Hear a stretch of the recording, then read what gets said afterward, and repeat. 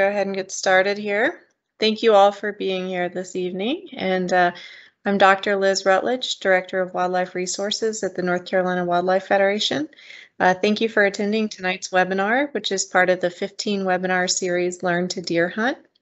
This series offers a dynamic lineup of presentations and materials curated by the New Hill Hunter Education and Mentoring Program, covering a wide variety of topics to guide new deer hunters from preseason scouting to processing. The series is hosted and moderated by the North Carolina Wildlife Federation in conjunction with its South Wake Conservationist chapter.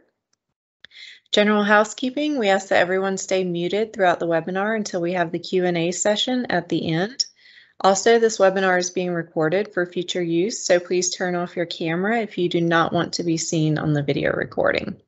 We ask that you either put any questions you have in the chat box during the presentation, which will be read during the Q&A session, or you may raise your hand to be called on during the Q&A session. To raise your hand, use the hand sign in the top right corner of your screen. All right, so I'll take a couple minutes and give you some background on North Carolina Wildlife Federation programming related to R3, which is retention, recruitment, and reactivation. So academics afield, North Carolina Wildlife Federation has partnered with NC State, the Wildlife Resources Commission, Wake County Wildlife Club, and other conservation groups to build upon current R3 programming to introduce college students from non-traditional backgrounds to hunting and shooting sports. Getting Started Outdoors is a partnership between the Wildlife Federation and the Wildlife Resources Commission to provide an all-day educational workshop and one-on-one deer hunting mentoring opportunities for participants. For those interested in wildlife and conservation policy issues, the Wildlife Federation has the Camo Coalition, which is a listserv to keep members up to date on policies specifically geared toward hunters and anglers. Artemis is a National Wildlife Federation program that the North Carolina Wildlife Federation promotes to uplift women in sporting and conservation, to provide small group hunting and mentoring opportunities for females. The Wildlife Federation is proud to host this webinar series in conjunction with the New Hill Hunter Education and Mentoring Program and additional partners who are contributing the educational content for the webinars we're able to bring to you. In addition, Wildlife Federation volunteers Guy and Judy Gardner partner with the Wildlife Resources Commission to provide skills-based seminars consisting of Deer Hunting 101 and From Field to Freezer Deer Processing. These are open to the public and they will be held in September. It will be virtual, so you will have a chance to register for those webinars. The Wildlife Federation also works directly with North Carolina Hunters for the Hungry to facilitate the donation of hunter-harvested deer to feed the hungry across the state. All right, the seminar series was curated by the New Hill Hunter Education and Mentoring Program and the facilitating partners listed on the slide. The webinars are for adults new to deer hunting and includes practical topics to explore the ins and outs of hunting and enhance your overall outdoor experience. Please see the New Hill Hunter Education and Mentoring Program Facebook page for more information on field opportunities. And this evening, I'm happy to introduce once again our guest speaker, Evan. He is a co-founder of Opportunity Outdoors. Since he was just learning to walk, Evan was exposed to the great outdoors. Hailing from rural upstate New York, his family has always taken advantage of the opportunity to harvest game from the land. That upbringing left Evan wanting to share the wonders of wildlands with more and more curious people. From indoctrinating first-time deer hunters to teaching himself to archery hunt for bull elk in the Rocky Mountains, Evan lives to push boundaries in the outdoors. So we are very happy to have Evan with us here this evening once again, and so I will turn it over to him.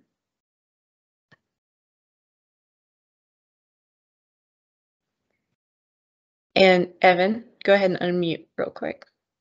I'm over here just talking away and thanking you, but thank you, Liz, and thank you to the North Carolina Wildlife Federation and to the New Hill Education and Mentor Program. I've had a lot of fun doing these webinars, and I've always enjoyed sharing anything that I have to do with hunting and being in the outdoors. So it's part of the reason why I helped co-found this organization called Opportunity Outdoors, and it's about a little bit over a year old now.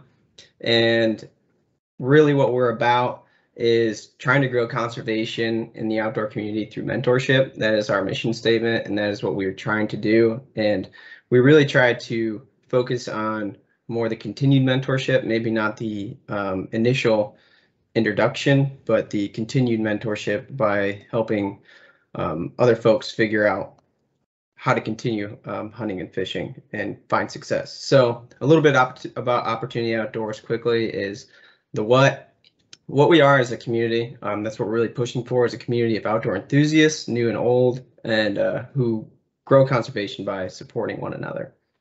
And it's accessible, inclusive.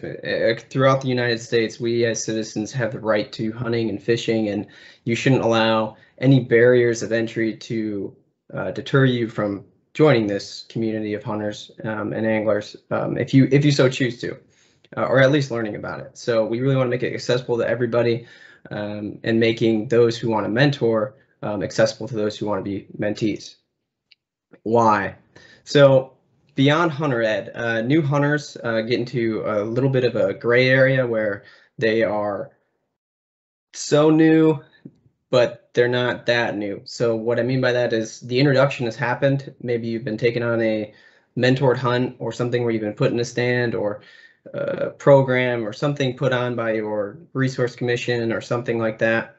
And you want more, but you don't maybe feel as confident, or someone doesn't feel as confident to continue to go hunting because they need a little bit more guidance. So we're also looking to help find organizations that might favor those people who are interested in a certain kind of conservation or recreation, and get them connected with more mentors that are very passionate about those places.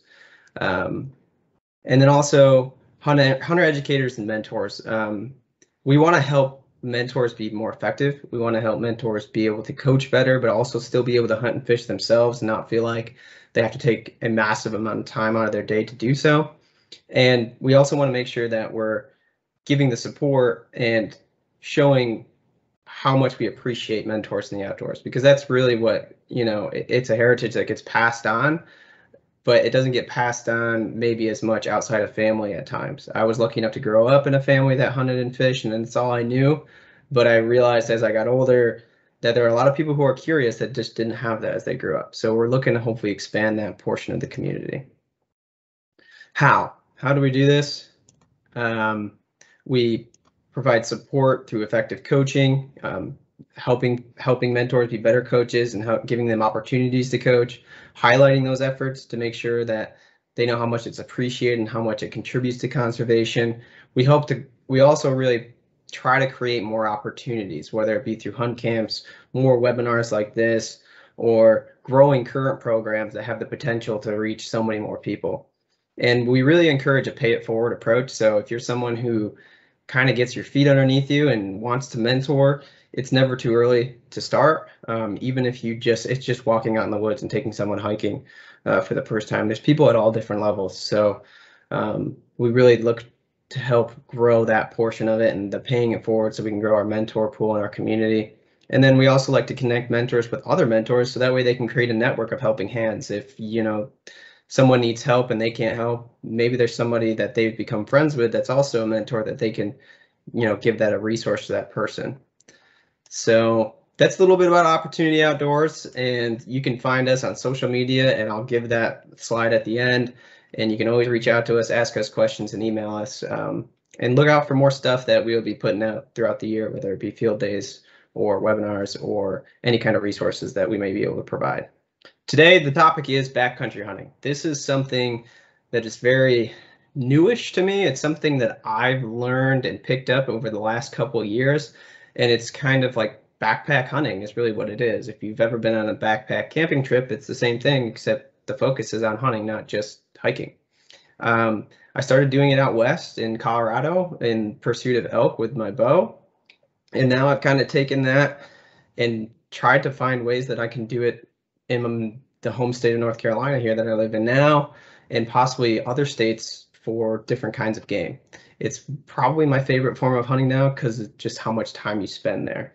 And one of my favorite quotes about that I relate to backcountry hunting is this quote by Theodore Roosevelt: "The farther one gets into the wilderness, the greater is the attraction of its lonely freedom." So there is a freedom out there. When you're out in the middle of nowhere or you're way off the trail and there's not many folks out there and it's just you and the wilderness, it's got a freedom. It's a little lonely, but at the same time, it makes you realize how small you are in this world and how much possibility there is around the corner. So the agenda for today is: what are you hunting for and when? Picking a location, selecting the proper gear, create a hunt plan, and what to do when successful. So these are kind of all the things that I think about before a hunt, is, in kind of that order. And then I go after it if I can. And sometimes I'm planning trips way down the line, but I'm always thinking about it. So what do you plan to hunt and when? So this is kind of what I'm considering when I'm going after or I'm thinking about planned hunts. So what do you want to hunt? There's so many things that you can hunt in this country and even North America and beyond, that your possibilities are endless pertaining to a few things. Where can you get them? And can you access that area? Is it somewhere you can drive to, someone you have to fly to? So it's some things you got to think about. I have dreams of hunting elk and pronghorn and mule deer, but there's also whitetail and turkey that are right out our back doors, and you can go hunt in, whether it be the Pisgah Game Lands out in the mountains of western North Carolina, or out in the Croatan National Forest, in the game lands on the east side, or anywhere else where you live. There's endless possibilities to go hunt in the backcountry and go camping and hunt. So I always think about where I can hunt these animals and when can I hunt these animals. So different states have different seasons, different regulations, different times, different tag rules and laws. So you got to kind of do your research and understand, if you really want to go and hunt pronghorn, well, you're not going to find any pronghorn in North Carolina or on the East Coast for that matter. So you're probably going to have to go out to at least somewhere near Nebraska or west of that. So what is my budget for the hunt? So you have to take into account what it costs for a non-resident license if you have to go out of state, or if you're in state, maybe you already have the tag. So what is your budget? What does it look like? You have to add up all the numbers, figure out what it's going to take to travel. If you're going to fly, think about when you get the meat, if you get success, how are you going to get it back? Are you going to ship it on the plane with you and pay baggage fees, or are you going to have it shipped one way, frozen by some means? It's just, you got to factor in your cost at all levels and what kind of gear are you going to need to go out there and do this. And then what method of take do you plan to use? So just like the seasons, you can hunt elk all of September with one tag in Colorado, but you can only hunt for 1 week in second rifle over the counter in Colorado for elk. So if you only plan on going out there for a whole week and you have a rifle, that's a great option. But if you have a bow, you could go all the whole month, or one of the weeks, or some combination. So, and then also here in North Carolina, we have an extremely long season for a bow hunter. But if you're going to hunt out west, you got to think about when is their rifle season starts, because it gets broken up as each part of the state. So those are things to consider, and different times of the year for different animals. When you go in north to south, sometimes, from what I've understood, a lot of the seasons, the farther north you go, wait later for deer and turkeys, temperature-wise and weather plays a factor in that. But just make sure you understand where you're going to plan to try and hunt and what the seasons and the regulations are. I'm just going to keep pressing that for whatever you plan to hunt. Picking a location. So, I mean, we have a big country here. If you're in the US, and if you're in North America and you want to go to Canada, and or there's some places that you can hunt, like desert whitetail in Mexico or somewhere like that, you just got to kind of figure out where you want to do this. So a lot of the times when I'm planning out west trips, Colorado is one of the most accessible places that I can go and hunt elk. But when I'm thinking about North Carolina, I could go all the way to the coast, or I can go to the mountains, or I could stay right in the Piedmont. And there's plenty of places in national forest that I can go hunt and camp and backpack and hunt around and explore some new areas. Again, regulations in each state. How will you get there? What are your physical capabilities? This is a big one. It's different when you're talking about hunting the mountains versus hunting the Eastern Plains versus hunting the Piedmont. You know, it's different levels of physical capabilities. How good are you when it comes to hiking around? You know, if you have to pack out a bunch of meat, are you going to be able to, you know, take those grueling steps up and down the mountain after you've been hunting for 3 or 4 days? Just really consider what your physical capabilities are, and if you have time to train and get ready for a big hunt, then take it. You won't be sorry, and just make sure you're ready so you're not hurting yourself or potentially just ruining your hunt. Um, and then public land is probably one of the biggest places that you're going to be able to do this backcountry style of hunting. So big, massive tracts of national forest or BLM, Bureau of Land Management out west, or big stretches of game lands where you can camp or, you know, bivvy camp or camp on site. So kind of think about where you would do that. And there are millions and millions and millions of public land here in the United States. We're very blessed to have public land where you can just go out, you know, buy a tag and step out on public land and go hunting. And North Carolina is blessed with 2.1 million acres of it. So it's all for you. You pay for it as tax dollars. You might as well go explore it and have some fun. And what will the weather be like? You know, so in the mountains, it's going to get colder, could be windier. In the East Coast, it could be more muggy, it could be buggy. Like trying to think about where you're going to be hunting and what time of the year you're going to be hunting for this animal is something that you want to consider. I know a lot of times when I hunt in Colorado in September, there's a risk of having a big snowstorm. So you have to be watching the weather and be prepared when you're up in high elevations. But the same thing can happen here in North Carolina if you're hunting the mountains. So just be mindful. And, you know, you're hunting now on the East Coast here in North Carolina, you might run into a hurricane. So just understand the risks and know what the weather can do that time of the year. Selecting the proper gear is what I go from next. Is so how long am I going to be hunting, and where am I going to be hunting, and how do I plan to hunt? So I typically enjoy doing camping or a bivvy camp style. Some people will bring maybe an RV or a camper and hunt that way from the trailhead. And that's a great way to get into this. But I really like to, you know, hike in a bit a ways, and then I'll camp out and I'll hunt from that area for, you know, 3, 4, sometimes even 5 days. And I like to bring lightweight food that's high in calories and non-perishable. So you can buy a lot of great options out there now for the backpack, for any kind of backpack camping, whether that be something like Mountain House or something similar to it. There's so many brands out there, and they're, you know, they can be a little bit pricey, you know, $8 a bag or something like that. But for the most part, it's really lightweight, so you're not putting on a bunch of weight, and it's non-perishable, so it can last a long time, and it's high in calories. And then I always make sure I pack enough for one extra day, just in case, you know, I'm stuck out there or something happens and I get snowed in or something like that. I always have extra food. I always bring snacks like protein bars that are high in protein. Jerky is a great option. Keep your body moving and keep you going and give you the fuel you need. And one thing that I would always suggest if you plan on doing a multiple day hunt is break out and ration your food for each day. So I will have a day for, you know, if I'm hunting Monday through Friday, I'll have a Monday bag, a Tuesday bag, a Wednesday bag, you know, and I'll keep going on like that. And I'll have a one extra day bag. And I'll even parse it out too. These are the snacks I'm going to have this day. This is my breakfast. This is my lunch. And this is my dinner, if that's how you want to do it. Just make sure that you have it all parsed out and you're not digging into your rations for the next day, because you don't want to be at the end of your hunt and be like, I'm out of food. So I always individually bag them for each day, so that way I'm prepared and I know I have my food for the next day. Water is one of the biggest things that I will press upon when you're doing a hunt like this. You can't carry in gallons and gallons of water and hunt away from your vehicle. You're just not going to be able to carry that much in there. So I always make sure that I know where water sources are, and I carry a filtration device with me.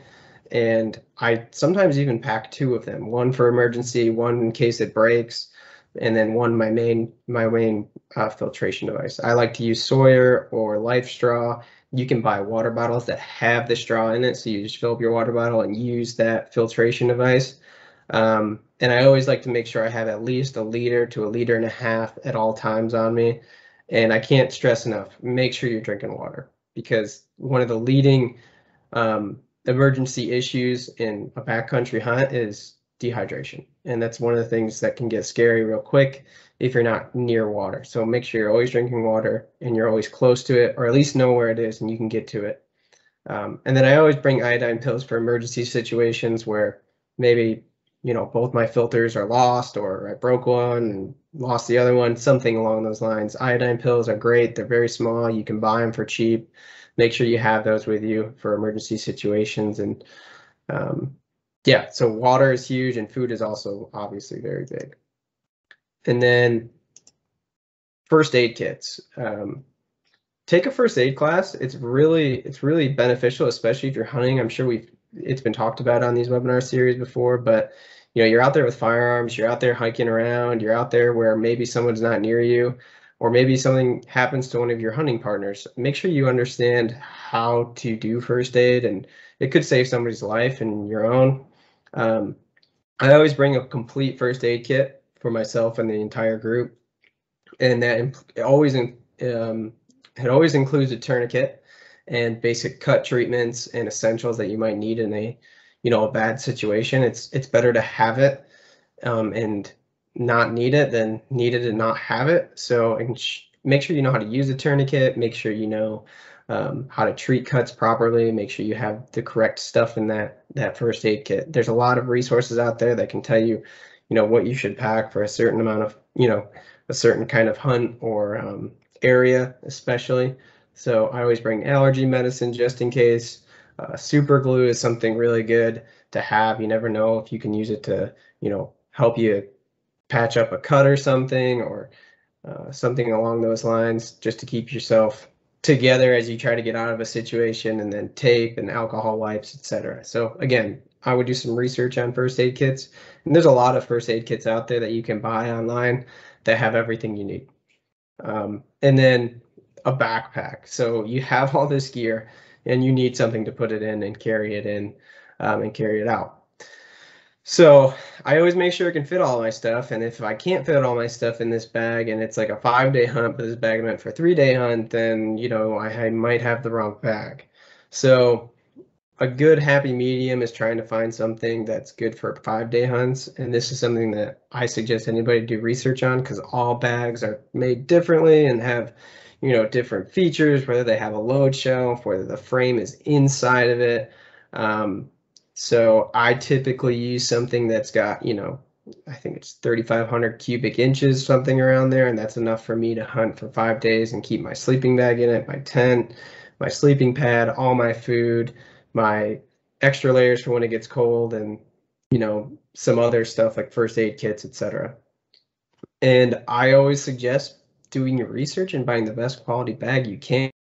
There's some really good bags out there, but they cost a lot of money. So if this is something you really want to get into, I suggest making sure you have something quality that's going to be comfortable, that you can hike around with, and you can use. And then I always bring game bags, which is specific for big game hunting, where if you shot a larger animal and you needed to pack it out and you couldn't drag it out, you break down the animal through quarters, put them in the game bags, so that way they stay clean and together, and you can pack it out that way. So.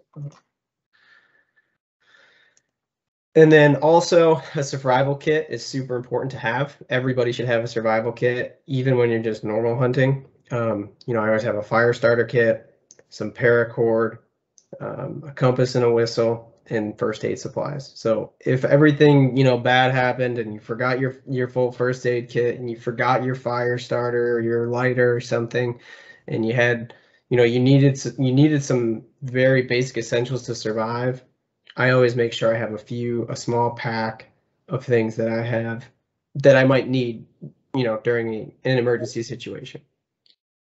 An SOS or GPS system, just in case something really bad happened, you broke your leg or you couldn't go somewhere or someone else broke their leg or something bad happened, always make sure you have some way of getting in touch with some kind of, um, you know, rescue team. Even if you don't have service or your phone dies, you can rent them. Even if you're going like out west and you don't want to spend $500 on like an SOS GPS system that you're only going to use a couple times out of the year, you can rent them.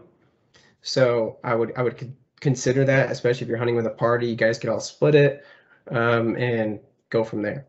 So it gives you peace of mind. It makes your family have peace of mind, and it allows you to have contact with the outside world in case of an emergency. So I've got all the gear. I know where I'm going. I have everything ready. I've got my budget. I know I'm going to get my tags and et cetera, et cetera. I've kind of picked a state and I know a general area that I'm going to hunt. Now is kind of like the most fun part to me, and this is kind of an ever going e-scouting obsession that I have, and that's creating a hunt plan. So I like to build an overall strategy for the hunt. So I'm going to access an area from one point. I know where the other hunters might be accessing, and I know where the water sources are for myself and for the animals. I understand the camping rules and if I can bivvy camp, which means hiking in and camping somewhere, or if I have to camp close to the trailhead. And I can maybe guess where potential other camps might happen. So from there, I also will determine how I plan to hunt an area. So it changes on where you're hunting and what you're hunting for. But like an example would be hunting different kind of basins or creek bottoms or areas where I'm going to hunt around this area, see if I can't find any sign or find any animals, and then I might move on to another area the next day. And I usually create like a plan for each day where I might be hunting one area for a couple days and then I move on to another area if I don't get anything or I haven't found anything favorable that I'm looking for. And I also pay close attention to the weather as well. So that day-to-day thing could slightly change coming up to the hunt if I determine that a snowstorm might be coming through or something similar to that. I might hunt lower versus being where I was going to be, which was hunting higher. So I always pay close attention to the weather, but then I have this day-by-day plan, and I usually share it with somebody who's also in my hunting party because I usually do these hunts with somebody. But if I don't, I always let someone else know as well. Like, this is where we plan to be hunting these days. So if someone doesn't hear from us or something like that, they know where we're going to be so they can notify someone if they're looking for us. And then if you get some success, so you got to plan for success. It's what brings you out there. You're hoping that you get some success and you get an animal, but now how do you deal with that if you're a bit farther back in the backcountry and you're not real close to a truck or your car? So first of all, you got to understand how to properly tag and report your harvest. So depending on the state's regulations, I suggest you research that for whatever you're hunting. Every state does it different. North Carolina to New York to Colorado to anywhere. They have slightly different systems that they use for how you tag and report your harvest. And then know how to process that animal. Not all animals are the same. Whether you shoot a white-tailed deer or you shoot an elk, there's a big difference in size there. So understand how to, field dress in the field. You're not going to be hanging an elk from a tree unless you have some way of lifting that, possibly 800-pound animal up. So, understand what is the process of processing this animal and how quickly do I need to process this animal so that way it doesn't go bad and I save as much meat as possible. And then evidence of sex is very necessary for when you're packing an animal out.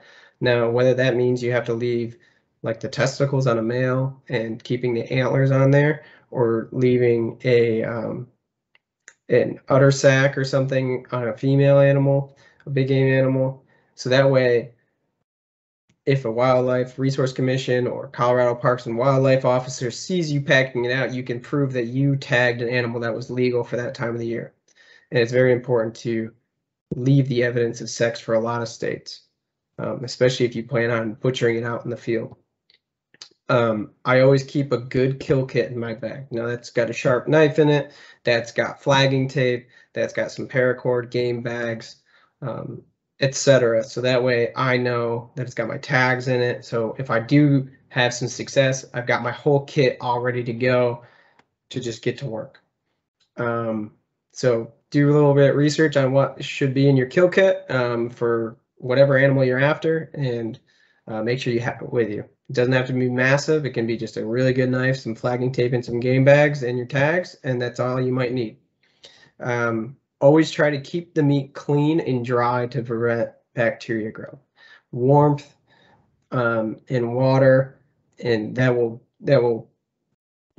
magnify the bacteria growth in an animal, especially when it's dirty. So make sure you're doing a good job of keeping your meat clean and dry and letting it cool down as soon as you get to it, because that'll save you a lot of meat and that'll save you a lot of good meals. And then don't overdo it on a pack out. So don't try and be, some superhero and try to pack out 100 pounds of meat if you got lucky, or the whole animal if it's, know your limitations physically, and don't give yourself a heart attack trying to get that animal out or hurting yourself in the process. You can always go back and do a second trip if you need to, or call somebody to help you once you get out. And then after that, I mean, a lot of this was high level about backcountry hunting, and I'm more than welcome to, invite questions, because I can go as deep and as long a rabbit holes as you like. But I really enjoy this. So my final thoughts are: do research, a ton of research. And it's one of the most fun parts of this, because you learn so many different things about different areas and animals you can hunt by doing the research, and it gets you pretty excited, and you can understand how different tag system works in different states, and future hunts that might not happen next year that you thought would, but maybe 5 years down the line you can plan for it, budget for it, and find the time to do it. And then, there are backcountry hunts all over, not just out west. You don't have to be, thinking that this is just for the elk hunters or the mule deer hunters or the pronghorn hunters. This is something that you could do right here in the East Coast, chase after whitetails and turkeys, bears, pigs, whatever. You can do that right here, and you can do it within an hour drive probably of yourself, or a couple hours, and have a lot of fun doing it. You're going to be shocked in what you will learn from hunting a few days straight rather than just a couple hour sit. You're going to learn so much, because it's just time you're dedicating right to just hunting. You're going to learn the land way better. You're going to learn how animals use the land at all times during the day. You're going to explore yourself in what ways, things that work, things that don't work, new tactics, new setups that you can use. So I suggest doing it just for the pure fact of learning.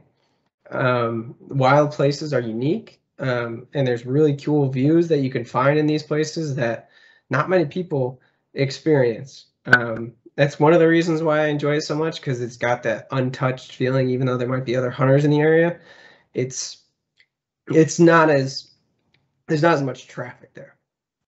So I enjoy it just for the environment that it is. There is no time to just, all right, it's time to go home, until you need to go home. So what I mean by that is you're just out there hunting. There's no dinner bell that calls you home until you get to call home. So when you're done, and that's it. So when you're all the way back there and you're like, man, I'm just tired, but you're still out there hunting. So to me, it's kind of puts you in a situation where you just got to keep hunting. And I mean, to me, I'm a bias, but it's a lot of fun to me. So I like that feeling that I don't have to just pack everything up and head home tonight. I'm out here for the next 3 days, so I get another day to figure it out. And if you punch a tag, it's one of the coolest stories ever. And even if you don't, it's still a really cool story. I've had many close calls out west that I'll remember forever. So that's one of the other reasons why I do it, is just the experiences alone, and the memories. And then you're going to leave exhausted for the most part. You're going to be probably pretty hungry and sick of freeze-dried meals or whatever you brought to camp with. And then you'll be pretty happy that it's over with. But at the same time, you're going to think about maybe what's the next trip you'd want to do and give it a little bit of time. But I give it, I think after my first Colorado backcountry hunt, I was like, I'm not doing this for a couple years. Then 1 year later, I was right back out there and I couldn't wait. So again, it's something that I suggest most people do, and I don't think enough people do it. And there's no time like the present to start thinking about it.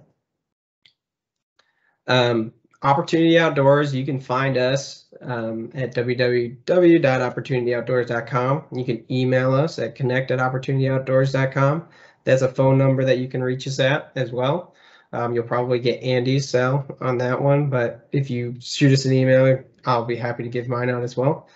And I will leave it up for questions.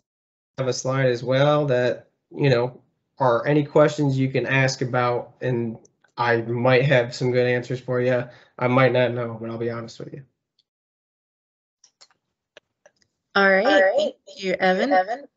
So I don't see any questions in the chat box, but if you guys want to just unmute yourselves if you have a question to ask. I'll go ahead and start with one just out of curiosity, but and I see Colleen's up there too. But Evan, if sometime before this is over, if you could just talk to us a little bit about maybe one of your favorite hunts and why it was one of your favorites, something like that. But we'll go to Colleen now. I did put something in the chat box. Where would you rent an SOS or GPS device? So there's a lot of, you could just literally type in renting satellite phone or renting GPS thing. And I found a couple of services that will literally ship you this satellite phone for the extended time that you want. You can get it for a month, you can get it for a week, and they charge you sometimes it depends on the company. Sometimes they charge you per week, sometimes they charge you per month. And they give you everything. They give you the phone number for it. They give you the way, you can set it up, and they'll just give it to you and you can just use that for that month, and then you just ship it right back to them. It's basically how it works, is they ship it to you and then you ship it back to them. I can't think of anything right off the top of my head that sticks out as this is the exact company that I would use, but I would do a little bit of research yourself. And there's a lot of satellite phones out there that you can use. There's a lot of different things that you could buy. I know a lot of people like the Garmin Mini InReach, which is something that you can get like SOS and GPS function out of a phone when there is no service. It hooks right up to your phone. The only issue I see with that is if your phone dies, but it still has an SOS button on it, so you can just hit SOS and immediately emergency response is notified where you are based off of that GPS signal. But if you need a sat phone, like you want to call into your family, maybe you want to go something along that route. I know SpotX has a phone system where you can text family members and you just preset some phone numbers in there, like mom or husband or wife or whoever, brother or sister, and you can just send them a text. And usually that's like a month-to-month pay thing. So for some people, they buy like the whole thing and just keep it because they're maybe big backcountry hunting nuts, or they just rent something like that for a month. So again, I don't have the exact answer on maybe what company I would rent it from, but I would just do a little research on renting a satellite phone and searching for that. Thank you. Yep.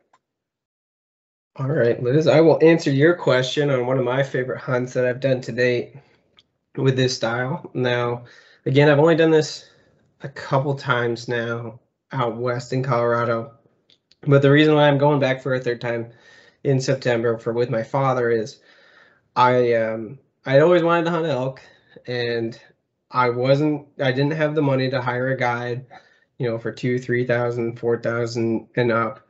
So I decided I would just go out there, buy a tag, and just try it for myself on National Forest with a friend. The first year we had, was a lot of learning and a lot of hiking, and we did see an elk. It was an expensive trip just to see an elk, but the next year I went out this past year, and it's probably one of my favorite moments of hunting I've ever been in. And I was probably 7 miles plus 7 hours back into the mountains of the Rocky Mountains, and I was in the middle of elk bugling, and I got within, a couple opportunities to almost get a shot. My friend actually probably had an opportunity at a shot. He was a newer hunter and, didn't quite understand the opportunity of the shot that he had until after. But I was in front of a big herd of elk bugling and calling to me, and we were going back and forth almost like turkey calling. I was bugling to him, he was bugling back, and then eventually it came to a standoff as if he was going to almost come in for a fight with another elk, and I was at full draw. And the whole moment is something that'll be ingrained in me forever, because at that moment I looked at the guy I was with and I said, I don't care what this tag costs. I don't care how that we drove 28 hours to get out here. I don't care that I have to hike 10 hours back to my truck. This was worth the price of admission just to be in the middle of nowhere with these animals, these 800-pound animals crashing around in the woods, and you know having a conversation with them and almost getting a shot. It was probably one of the most surreal moments, and I still don't believe it to this day. I'm just lucky that I got some GoPro footage of it. That's awesome. Thank you for sharing that with everyone. Yeah, it's something that I had dreamed about being a possibility when doing something like that. I didn't know if I'd be able to pull it off myself, being from someone from out east and not, knowing a lot. But in just a couple of trips, I learned a whole lot. And, this third year hopefully is the charm. But I think the memories that I've made hanging out and camping with friends and family doing it has been worth its weight in gold and doing it. So. That's fantastic. And do we have any other questions?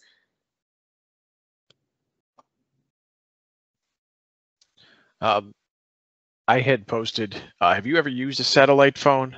Would you say it's worth it, or are you better off with like an SOS sending device? So I've never really used a satellite phone per se. I have been lucky enough to have a mentor out in Colorado that if he's not hunting, he lets me pick it up and borrow a Spot X. And this Spot X is what I just said. You can text off of it, and then it has the SOS function on it. So if something bad were to happen, you can SOS. So, there have been moments when, we were way back somewhere and didn't have service, but I could text somebody back home and be like, everything's okay, we're doing well, or, something like that. The satellite phone portion of it to me may not be as much worth it, but I can see the benefits of it. I haven't been anywhere too much, even in Colorado, where I don't have service enough to shoot a text, but I do, you run the risk of your phone dying. I also do bring a solar charger too. So, I mean, it's a pro and con thing on what you want to do. If you're going to take the risk of maybe not being able to call anybody, but you have a texting or SOS system, I just think at a bare minimum you should have something that you could pin SOS and somebody's going to be there to save you, even if your phone dies. So I would say probably an SOS is probably the most worth it. But if you want all the other features, it doesn't hurt. All right, great question. And I am having a hard time seeing any of the questions in the chat. So if you have put something in there, just go ahead and unmute yourself. Any other questions?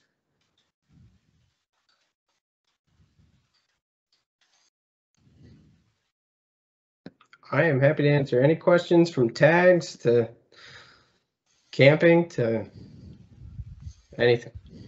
So. I actually have something, if you could just summarize or go through a little bit. Just the whole process of bringing meat back from another state to North Carolina, especially when there's sometimes disease implications involved. What is your experience with that? So I haven't been lucky enough to take an animal out west and travel back with it necessarily, but from the research that I've done and everything that I've studied, there are a few regulations that you have to do, like making sure there's no brain matter possibly in an animal. You always have to make sure you have your tags with you with that animal and that meat. You always have to make sure that you are following the rules, and they usually spell it out pretty well for you when it comes to traveling, because there's a thing called the Lacey Act, which basically means you can't be taking game from one state to another and traveling with it unless you're headed home. So that way they know you're not going it off and selling it somewhere or doing something sketchy with it. So making sure that you're headed home and you're doing all the proper stuff, and then making sure you're following the rules. Like you can't travel. Colorado has CWD, chronic wasting disease, and elk herds and different deer populations. And luckily, right now we haven't found any confirmed cases here in North Carolina that I know of, unless something has come out. So they're trying to make sure that doesn't get here. So it can be present in spinal fluid and in brain matter, and you can get that tested for free. So you can send a chunk of meat or portion of the head or brain or something like that to Colorado Parks and Wildlife, and they'll happily test it for you. So if you bring it home and you find out, you can dispose of it properly. But when it comes to traveling, you got to make sure you have your tags with you, make sure there's no spinal fluid or brain matter in there, and make sure you keep everything together and continue to keep the evidence of sex with you. So that way you can prove, I was out hunting in Colorado, I shot an elk, here's my tag, here's the meat. There's nothing in here that should contain CWD if there was, if this animal did have it besides the meat, and then you can get it properly tested. So that is all the research I've done. I always suggest people get CWD testing just so they're not spreading something to another state, and make sure you're proving that you're headed home where this meat is going to go. So, and a lot of also people that I have a friend in New York who flies out to Idaho and hunts elk or hunts mule deer, and then they ship the meat back with them on the plane. And that's a different process, but usually it's a checked bag. Usually they bring like Yeti hoppers or coolers, and they freeze it before they get on the plane or something like that, so that way it stays cold underneath the undercarriage, and they ship with it. It's gonna get possibly flagged as organic matter, but once they look at it and they see what it is, then you should have no issues, because people do it all the time, coming from Alaska, coming from Canada, coming from the other side of the country and flying meat back. So that's kind of the process how it works. I would do a little bit more research, but I know for a fact if you're driving, if you keep your tags with you, the meat with you, and you make sure you're eliminating all possibilities of CWD and following regulations, and you're headed home, you should have no issues. Nice. And I've definitely seen coolers coming off in the baggage claim at the airport. So I guess another opportunity. So if folks do want to have the hunting opportunity out west and they know they're not going to be able to bring the meat back, do you recommend they look and see if the state has like a donation program to feed the hungry locally? Absolutely. And every state, I believe, should have one. And that's something you can get in contact with in the local area that you're hunting, or at least with the Wildlife Commission or Parks and Wildlife or whatever that state's commission is that handles, wherever there's roadkill or something, they can be able to direct you and say, oh yeah, there's a donation place here near where you're hunting. If you had, maybe you just have too much meat, and you just can't bring it all back or something like that, I would highly suggest donating it. They'd take it happily, especially from, somebody who's willing to donate it like that. Great. Any more questions? If you have a question, just unmute yourself and go ahead and ask. All right. If there are no other questions, I'll just go through our last couple of slides here. So special thanks to New Hill Hunter Education and Mentoring Program and all facilitating partners. Watch for a post-webinar email with a link for all materials related to this evening's webinar and a registration link for our next webinar in the series, which is August 10th, and it will be venison from freezer to table, and the guest speaker will be Pat O'Donnell from the New Hill Hunter Education and Mentoring Program.